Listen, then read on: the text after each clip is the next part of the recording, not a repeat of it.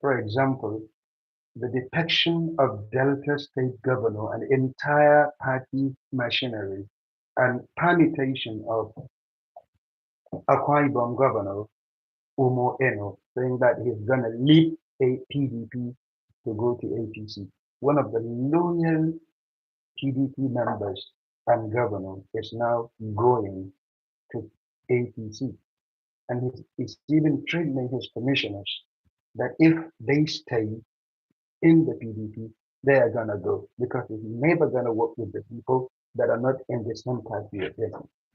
As it is getting more interesting, there are many, many things that are irritating in the Nigerian political space.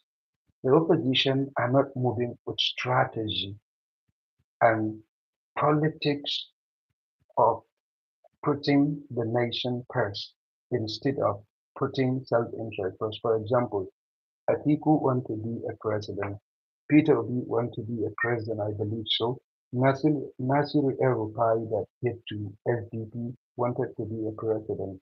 And there is Rotimi Anichi, who is the second to Tinubu in the last primary election, wanted to be a president. As these people gathered in one place with Raoub Aregbesola, sometime and Payemi Kayode, many political leaders and political gladiators are coming together saying that they are going to have a coalition.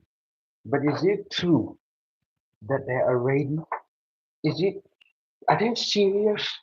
Are they really wanted to take the power from the governing party as they are divided and everyone is moving with its own interest, not with the coalition's itself interest or the country's interest?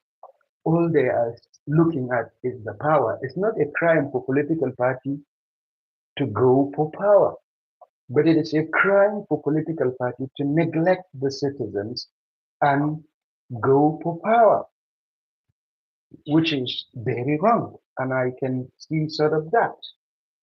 And there is one thing that I have been talking about recently. Peter Obi is not ready to step down for Atiku, even though he made some comments. He says that he's not saying that he must necessarily be a Nigerian president, but he has announced he's going to run in the Labour Party platform. This guy is a capitalist to the core. How is he going to run on pro-workers party? Knowing that the parties that are pro-workers are left-leaning and socialist kind of looking for a social justice, if not fully capitalist. So how can this guy that is capitalist to the core look at the interest of the working people? Nowhere. And before I move from the OB, I want to talk about it for the third time. Omoyele showed his Facebook account that is being blocked by the Meta must be restored, and this happened due to algorithmic error of the Meta because of the mass reporting by the obedience who doesn't really care about anything but of silencing the voices that are criticizing them. As you know, Omele Sore is been calling spade a spade. He's only man who is unafraid to face them and challenge them.